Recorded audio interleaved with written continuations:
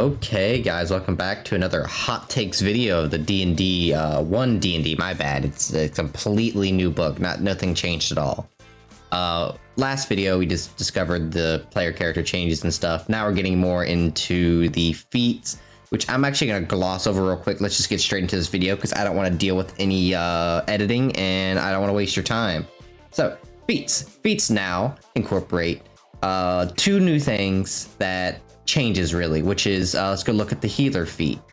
Actually no, that's too hard. Let's look at the gladiatorial feat. That's the one I want to look at the most because that's very simple. Most people are probably going to choose the backstories.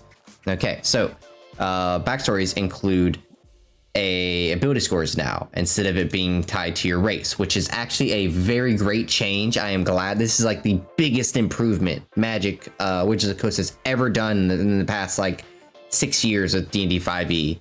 I know that sounds terrible, but come on, they really haven't done much.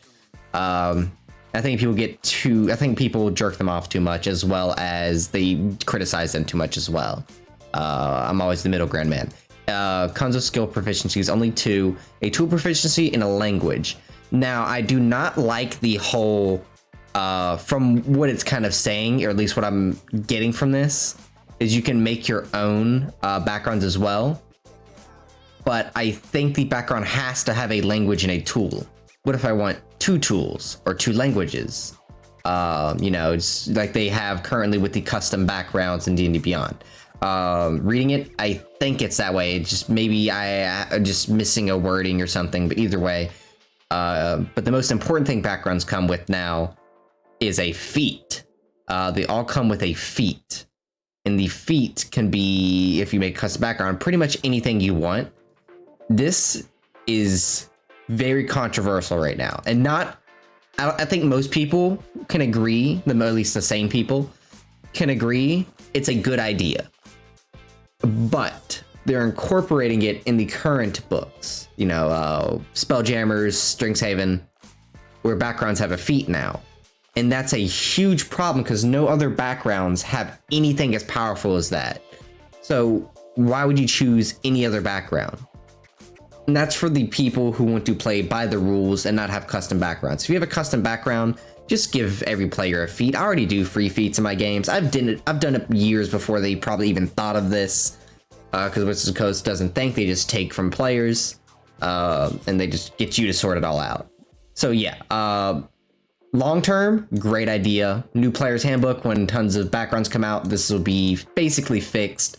Doing it right now in the current books, I think they should stop that. They should just wait for a complete rewrite of the player's handbook or any other book with many backgrounds. But right now it's good. I don't know how they're going to transfer all of D&D Beyond's content into this while deleting the rest. Because having 2 Acolyte backgrounds, that's going to be something they're going to have to figure out. And I could see them tremendously failing it. It's just how Wizards of the Coast does. They never do anything perfect. Very small thing, but equipment, I think the equipment is based on how much money now instead of actually getting equipment. But I think some backgrounds do come with equipment. Very little, though. But they're going to basically just tell you to buy things now with like 50 gold or something like that.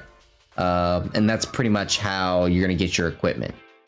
For some people, I think I think they're going to definitely have it based on background, wealth, maybe just rolling. They might just have a rule where you just roll your gold, or take a set average, which would be okay with me. 50 gold seems a little too low, especially since some weapons cost like 25 gold, heavy weapons, and mostly. But either way, we have the new D20 test, which is accompanies all 3 rolls. So now if there is a rule saying, it's like Silvery Barbs, where if a D20 test is rolled, you may re-roll the roll.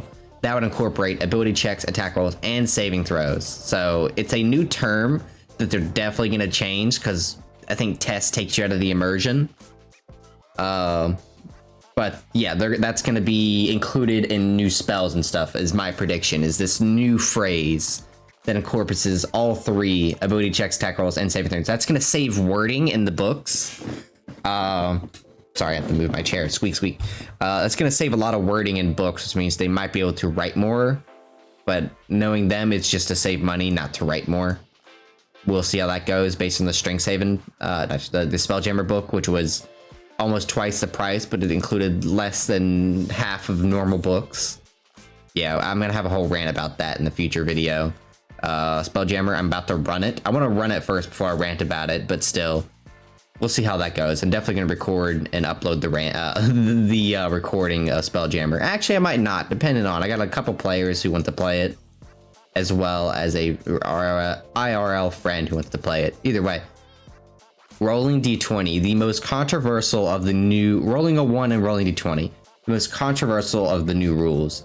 So basically, it's the homebrew rule with no matter what, a 20 is a success and a 1 is a failure. And I have seen people below their shit on this, saying this is the worst thing ever, as well as people saying, no, this is completely fine. No, I think there is a middle ground that needs to be looked at, and a lot of people are starting to finally look at that after some time has passed.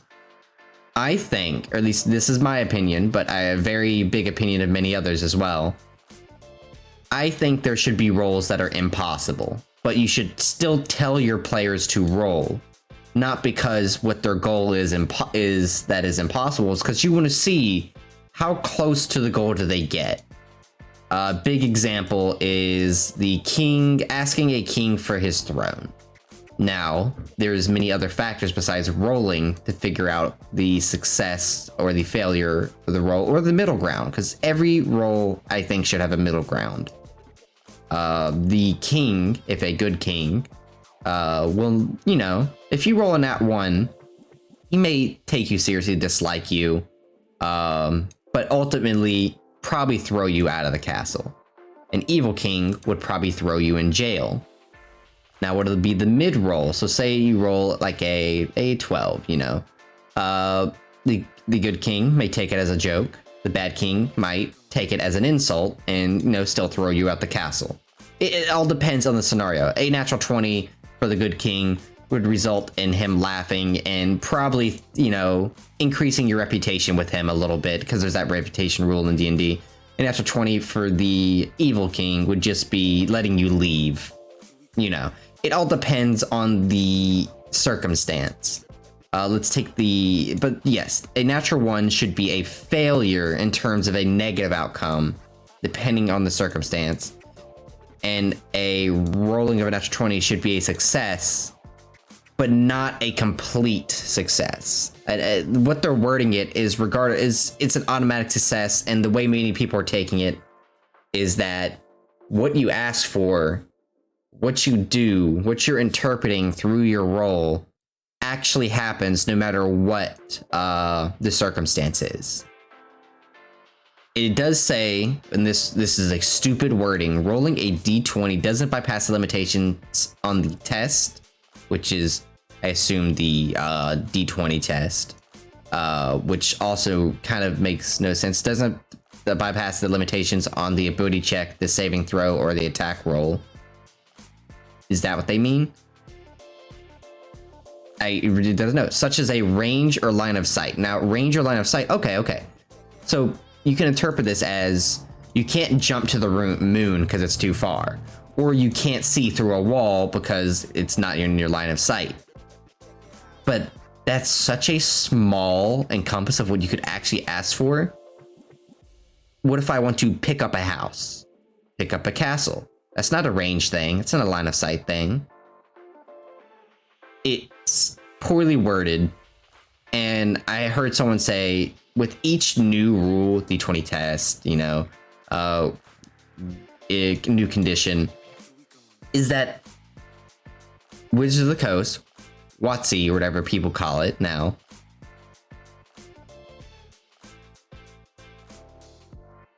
they should put a small comment tab, like, you know, in a Word document or some other place, saying what is the purpose of this rule and why they think they should implement it. You know, giving their little thought process on why they put this in here.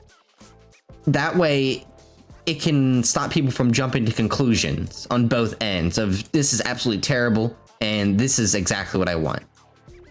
I think it's something they should in the future definitely have, and I'll be doing a review on the a live stream of the survey and my actual just responses.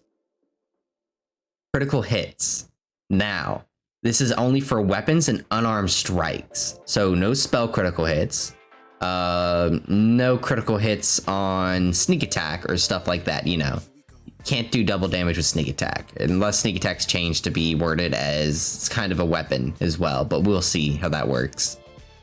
The critical hits is a roll of 20 for an attack roll. That's something we all know. Damage dealt for players, you roll additional dice with a weapon. Yeah, so, but this is only for players now, so monsters can't crit. And what I think a live stream of Jimmy Crawford, if I remember correctly, said is that they want monster natural 20s to be correspond to their abilities. So let's say a goblin has the ability to do sneak attack damage. They can do it on a 5 or 6. It's a recharge ability, so once they use it, it's a 5 or 6, and that 20 will automatically recharge that ability. So they can do it another time very soon. Now that's very interesting. Again, problem. No monsters have that right now. I doubt they're going to include it in monsters, so right now it's an okay thing, but no one has seen you try this yet, and that's the completely point of the playtest. It's a thought process. It's what you want to do, but maybe you should give some examples of monsters like goblins, or what's another very common monster? Kobolds have like a what is that? Pack tactics, maybe. That could be a thing. They can use pack tactics. Well, that's a little different. But either way, sorry. But yeah, maybe throw some monsters with it. That would have been nice so people can play test it, because they have no base of how to run this rule. They just see it as, oh, dragon can breath attack twice now. In very quickly rapid succession with the natural 20, which honestly is more broken than a crit sometimes. The dragon's crit for a basic melee attack might do 26, 25 damage. That's an ancient dragon. But a breath attack will do 70-ish damage, probably 90 on some high rolls. So it's either way, it's terrible. It's a bad idea. I think it could be pulled off if they do it correctly. I actually do kind of like the rule, just because it would incorporate some creatures having some nice abilities in the future. I also do like it because, well, this is a controversial take. I'm about to throw another hot take at you. I think that this also means that spells no longer crit, since they're not weapons. I think this is a nerf to casters. I don't think it is a nerf to casters. People are arguing about this and deciding whether it's a good or bad thing. Controversial take, see it as a good thing. I know. Nerfing casters. Oh no, oh god, nerfing casters. They can no longer crit. I see that as a mostly good thing. Problem is, casters can no longer roll natural 20s, and that's not fun. Like, there is a huge point to play casters. It's they're just way funner than marshals, but you're taking away some fun from them, which is a natural 20 on their weapon attacks or their spell attacks or their melee range.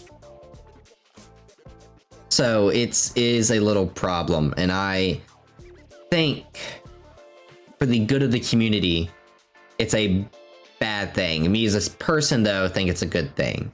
The community probably will not like that, and that's completely fine.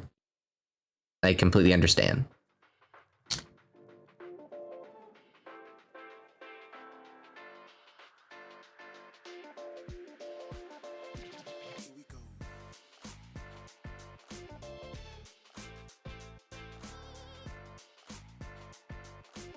So yeah, this will hurt casters, buff marshals, not by much to be fair, but they will be buffed.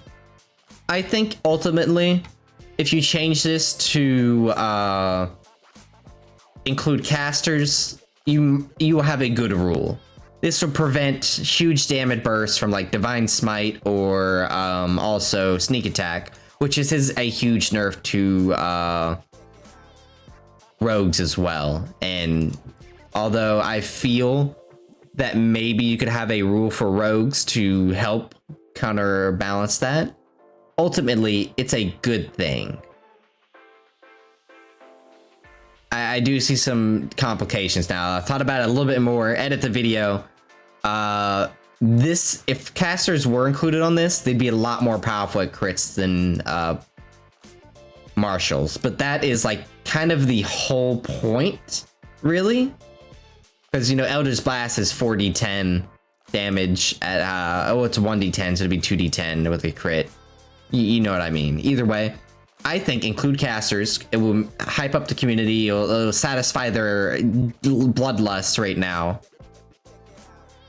But keep it just as the weapons and spells, you know, stuff like that. Spells that have a role to it, like they currently do in D&D.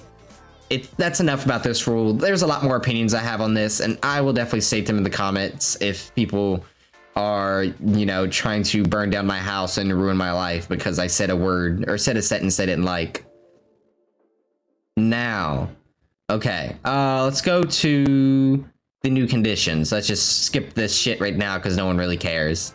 The grapple condition is a improvement when it comes to what it does, but so basically what it does now differently is still makes your speed 0. But the enemy that attacks you has disadvantage on attack rolls against any other targets besides the grappler. You can still move. It has the new slow condition we'll talk about, which basically means it's twice as hard for the grappler to move right now. Escape while grappling. You can make a dexterity or strength saving throw versus the grappler's escape DC at the end of your turn. Anything condition on yourself on a success, the condition also ends if the grappler is incapacitated. Basically what it's saying is you get a free chance to escape. It is a slight nerf to grappling, but it does streamline it so well. And I think that's the point. I know it doesn't sound like it since I'm complaining about Wizards of the Coast all the time, but what they've done in terms of streamlining the game for people is one of the best things they've ever done. And I am super grateful for that. But also, I can see where some people were mad about it. This streamlines the grapple instead of making it a huge contestment of ability checks, grappling, and action, you know, just complicated stuff. I think they can keep most of this, except escaping at the end of your turn. I think it should cost you an action. I know that makes the grapple condition very strong, and it really does. It would screw over spellcasters and weak martial people like bladesingers or but that's technically a caster as well, bards, I guess, because once they get grappled they will not be able to move because they're not escaping that usually. Bladesingers might be a bad example because, you know, they're usually dexterity, but some are mostly charisma, so it could affect certain subclasses more than others. And classes, but that's the whole point of the game. Some classes are different than others. Either way, I think it's good. Maybe make it an action instead of a free escape at the end of the turn, to the point to where if I grapple someone, they may escape on their turn anyways. It's coming right next to my initiative, so it's really no point. Incapacitation. I actually need to read up on the old one because I really didn't see a difference in the incapacitation condition. There really is no change. I think he just clarifies a couple things and kind of just rewrites it because it was in the player's handbook. So we're just gonna skip over that. It's pretty much the same, you know, it's always about going down. I think, no, it's a part of a different rule. Never mind. That stays right there. Grappled. Inspiration happening on a D20. So every natural 20 you make, you get inspiration. Keep in mind, natural 20s are a 5% chance. So once you do it, you get inspiration, which would be a 10%. I know it's not exactly 10% because of math, but we're gonna round it up. 10% chance to roll a natural 20.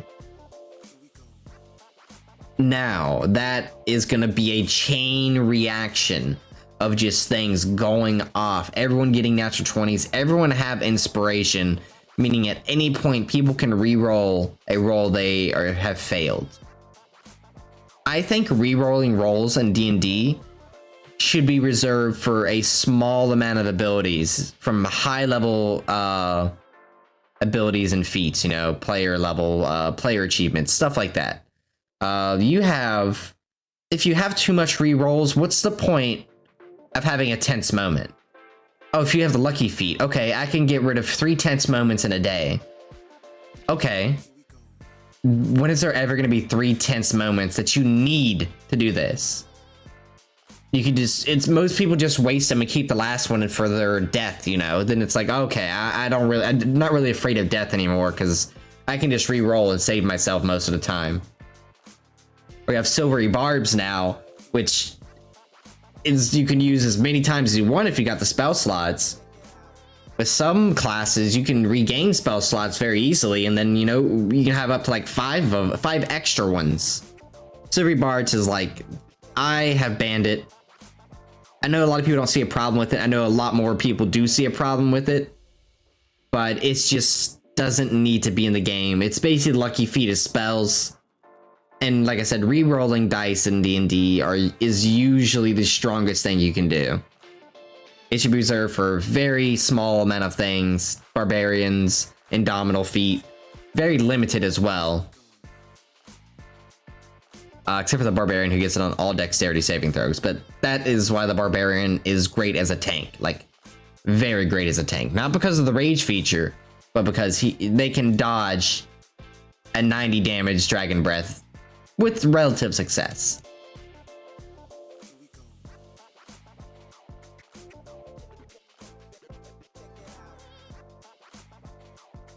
Also, I forgot to mention, you lose inspiration on a long rest, so that's pretty much a homebrew rule I haven't been using, but I know a friend who uses that, so it's pretty nice to see it in there. It'll stop people from saving it for the final boss each time. I just think I don't want people to have constant inspiration throughout the session. I could see each player using it maybe 2 to 3 times a session.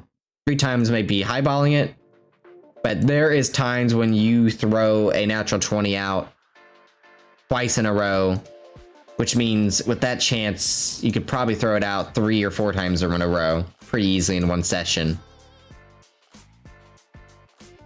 Resting, they've kind of like shafted short rest, which is fine, especially since they're going away from the whole short rest with a class or subclass, and mostly tie classes and subclasses abilities with their proficiency level. The benefits of short rest, pretty much the same thing, except that if you are in a fight for even like a second, then the long rest will turn into a short rest. Which means, you know, long rest are nerfed, which is good in my opinion. I don't know if this is the nerf I want. I'm actually on the dice, get it, because D&D of this one. But I don't know whether to like this or not. Interrupting a short rest with one combat, interrupting a long rest with one combat just doesn't sound very viable to long rest. Or very realistic, I guess, because DMs always shoehorn people long resting in dungeons sometimes, even though they shouldn't. Short rests are actually easy to come by, or are not as easy to come by as people think. So that's why people never short rest, because it's unrealistic to think you can stay somewhere an hour without anything happen. I think that's just a realism thing that are stuck in people's heads, but this is a game, but it's also supposed to be somewhat realistic. Realistic fantasy is what I usually call it. You know, you can't jump in the lava and be like, oh, it's a fantasy. Why can't I swim in the lava? It's because it's still realistic. Either way, the short rest is something that needs to be done in itself. I think short rest should be 10 minutes. Long rests should stay the same, really. But That is just a throwaway rule from me that I haven't used yet, to be fair, but looking at it, I've seen a ton of other people use it, and it seems to be fine. Could even be 30 minutes, either way. Okay, there's 3 different types of spells we're gonna get into, but not right now. Slow condition, you have the limited movement, every movement, so basically half movement. There will be some circumstances where it doesn't work like that with certain abilities. Attack rolls against you have advantage, and dexterities have disadvantage. Pretty basic, kind of what I'm pretty sure they're going to change the slow spell to just do this condition. Pretty obvious, I don't know why you wouldn't. So the spell's already way too powerful, so that's basically what that's going to do. Tremor Sense, it's basically the same thing. Unarmed Strike now can do 3 things. It's probably going to be able to do more than 3 things, but we'll see in the future. Just do your normal damage, which is 1 plus your strength modifier.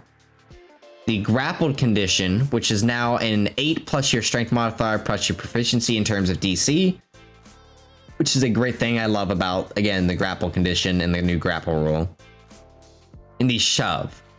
Now, all this is tied to your attack roll now with Unarmed Strike instead of your athletics with your character. I like this. The reason is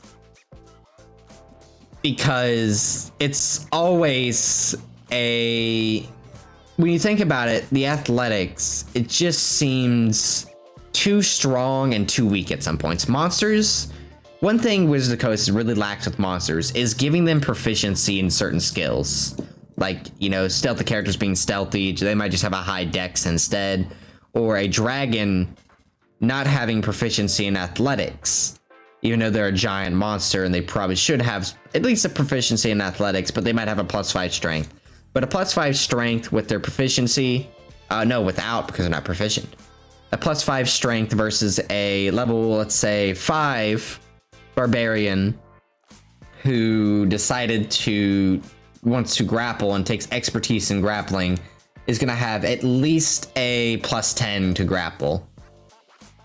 And that dragon's going to be grappled. Now, I know you can't grapple a dragon. It's just theoretical. There's tons of other monsters. You got the Balrog, I think, or maybe a young dragon.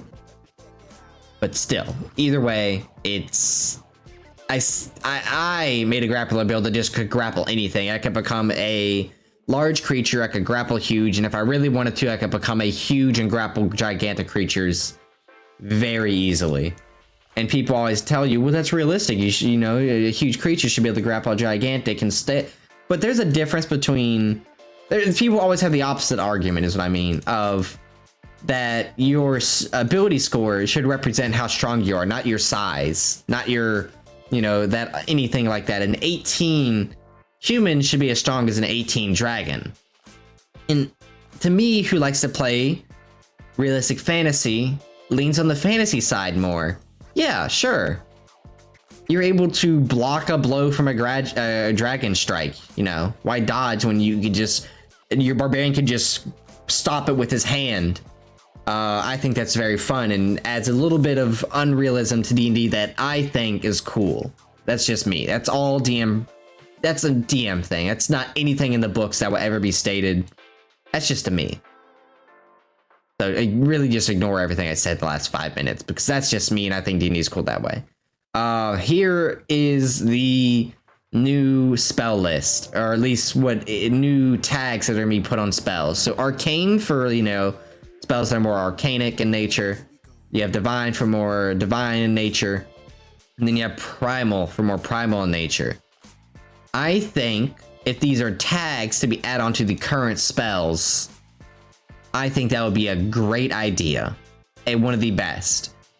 You could have stuff like the spell magic only affect arcane spells, or you could have stuff like magic circle affect, I guess, either primal spells and divine spells, maybe both, but not arcane. I think it could open up a whole new possibility of spells and what happens to them with certain situations. It makes D&D more complicated, but there is a difference between bad and good complication.